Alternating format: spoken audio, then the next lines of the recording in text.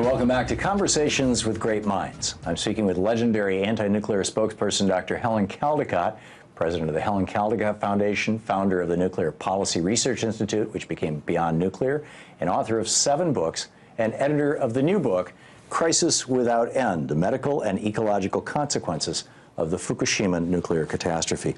Dr. Caldicott, we were talking about Fukushima, what's going on there.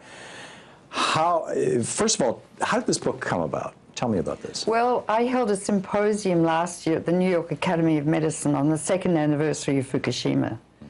And I did that because the media, I was astounded at the ignorance of the media, the way they reported this, and particularly George Monbiot at The Guardian, who said, well, because of Fukushima, he's now pro-nuclear. Really? And I had a debate with him with Amy Goodman, and I said, George, don't you understand internal emitters, radiation that gets into your body and concentrates in various organs? And then he kind of proceeded to tear me apart in his blog, The Guardian, and wrote another article about me. And they say no one's died. Well, they don't understand that when you get contaminated with radioactive elements in your body or external radiation, it takes from 2 to 80 years to develop your cancer. The latent period or incubation for Ebola is probably 3 weeks. For measles, mumps, chickenpox, whooping cough, 3 weeks. For common cold and flu, it's 2 days. Maybe it's a little less for Ebola. But for cancer, it's years, it's decades. And that's the ace up the sleeve of the nuclear industry, because it's hard to do an epidemiological study and find out the increased incidence of cancer amongst the population, so they don't do the studies on the whole. So the nuclear industry is playing the game that the tobacco industry was playing up until a couple of years ago? And they're very clever, because the tobacco industry, it casts doubt. Well, we're not sure if smoking causes cancer.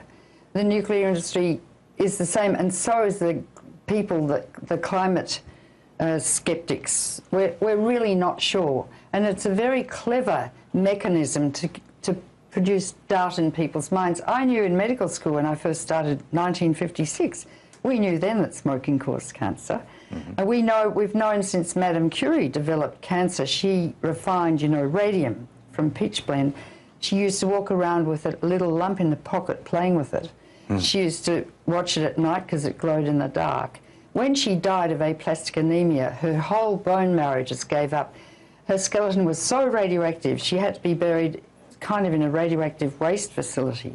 Her daughter died of leukemia too. So we've known forever, and also the Hiroshima and Nagasaki bomb survivors, they have higher than normal incidence of cancer. The old radiologists who tested the beam by putting their hand to see, if the X-ray was okay, many of them died of cancer. So it's medical knowledge. All radiation is cumulative. Each dose you get adds to your risk of getting cancer. Do not get your teeth X-rayed every year.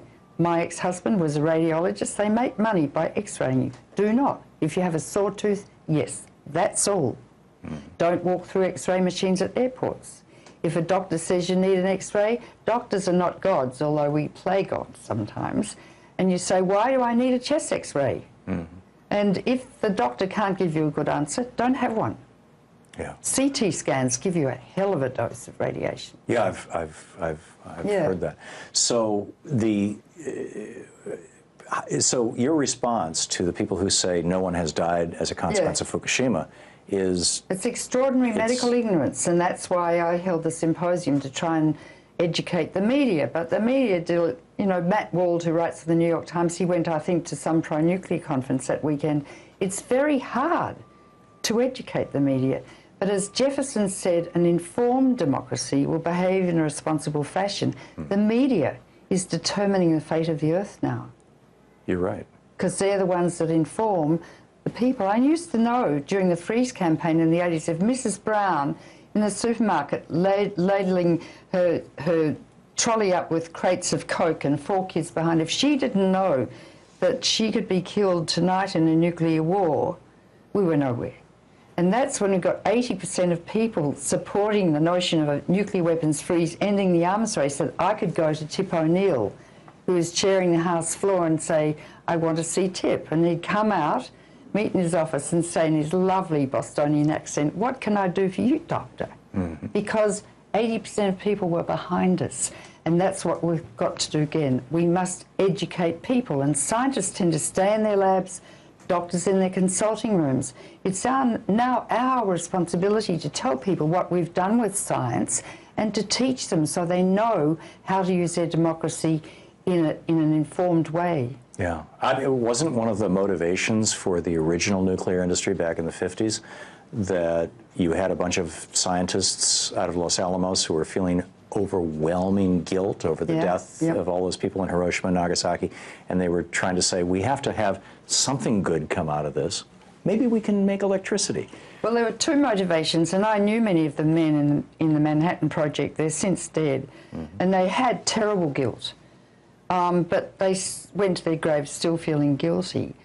But there was a psychologist in the Pentagon who said, look, if we develop nuclear power for peace, then people will get over their awful allergic reaction, anaphylactic reaction to nuclear weapons. And so it was set up because of that. That was the Atoms for Peace campaign, I remember from when being a child in the 50s. Yeah, that's right. Yeah, remarkable. So the waste from Fukushima, waste is the wrong word because nuclear power plants generate waste. The debris, the detritus, I don't know. It's going to the ocean, it's all over the land. The rice in Fukushima is radioactive, so they dilute it with non-radioactive rice. The solution to pollution by dilution is fallacious when it comes to radiation because it reconcentrates back in the food chain and the human body. The fish are radioactive, the seaweed's radioactive. Do not eat Japanese food. No miso, no fish, no seaweed, no rice. And you don't know when you're in Japan where the food is coming from. Parts of Tokyo are more radioactive than the exclusion zones in Belarus around Chernobyl. More radioactive, and people are still living there. And if there's another earthquake greater than 7 on the Richter scale, Building 3 could collapse. It's very tenuous, damaged.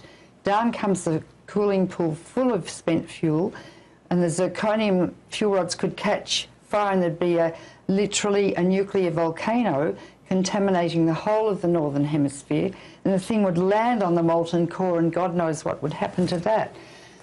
So really, and there's no end in sight. And the Japanese, instead of inviting Bechtel, I don't like Bechtel because they build reactors, but they're very good at engineering, to say, come and help us, show us what to do.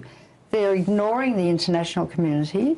They are not doing anything except sort of a holding action. The workers are getting very heavily contaminated and irradiated.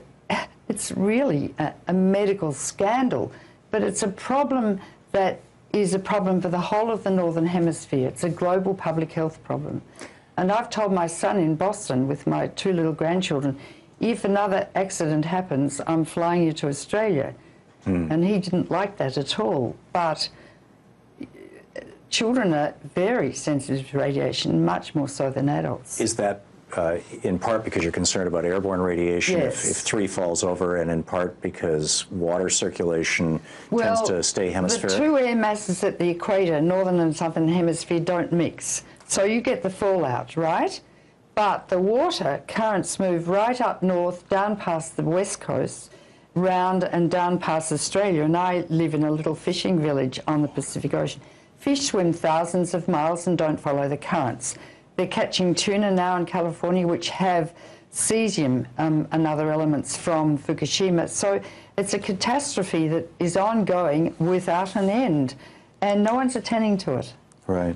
When, in 1986, my wife and I and our 3 kids moved to Germany in May of '86. Just before. It was the week after Chernobyl melted down.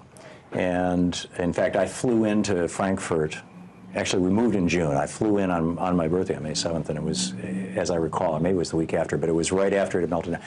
I got off the plane in Frankfurt and took the train into town. It was raining. And I walked out of the train station, and the streets were evacuated. I walked 2 blocks in the rain to get to the hotel, and the guy freaked out, and he took my coat, and he said, we will clean this, and I'm like, what's going on? But the Germans had very responded. But then we moved there, which might have been crazy. Why but, on earth did you do that? We had an opportunity to work with an international NGO that was really some really exciting work. But I got a Geiger counter from the farm, from Steve Gaskin's group. And I would go into the supermarkets. This was like 6-8 months after Chernobyl. And you could walk down the aisle and go tick, tick, tick, tick, brrr, tick, tick, tick, tick, brrr. And the things that set it off were apricots from the Middle East, milk. I watched the milk get more and more setting it off, and wild mushrooms, because there was a little local industry of people picking wild mushrooms up. Well, there are still wild boar right now running around Germany, so radioactive they almost glow in the dark. Holy cow! And they have to be buried in a radioactive waste thing. So apropos of that, and combining that with your earlier comment about Americans don't seem to get upset until things happen here in the United States. If we were to arm people or widely distribute Geiger counters across the West Coast so that people could start checking their food, checking their fish, walk into supermarkets. I mean, if I were to walk into a supermarket on the West Coast now and just run a wand over the fish. You wouldn't find much, but you might from the fish. But, you know, Geiger counters don't measure alpha or beta radioactivity, and plutonium only gives off alpha. Tritium only gives off beta, so you won't pick it all up. The government should be measuring the food. Yes. The government should be testing the fish and putting it up on public websites. They should be testing the ambient air. You know, the ambient radiation in Seattle went up 40,000 times above normal after Fukushima, a few days after, and they stopped measuring the air. Hillary Clinton signed a deal with the Japanese after the accident, saying America would continue importing Japanese food. Wow. I went to a sushi restaurant in New York recently, and I said, where does the fish come from? Japan. Really?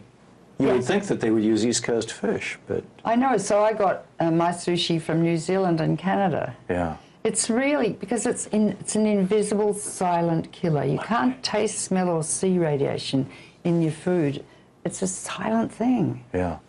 So in the minute we have left, Dr. Caldicott, your book, the new book, Crisis Without End, The Medical and Ecological Consequences of the Fukushima Nuclear Catastrophe. What's the message that you most want to share with I everyone? want people to understand the dangers of radiation and the dangers of nuclear power, and I want people to rise up and close down all the reactors in America, and if it's translated into Chinese, in China, and etc. So they truly understand nuclear power contributes to global warming substantially.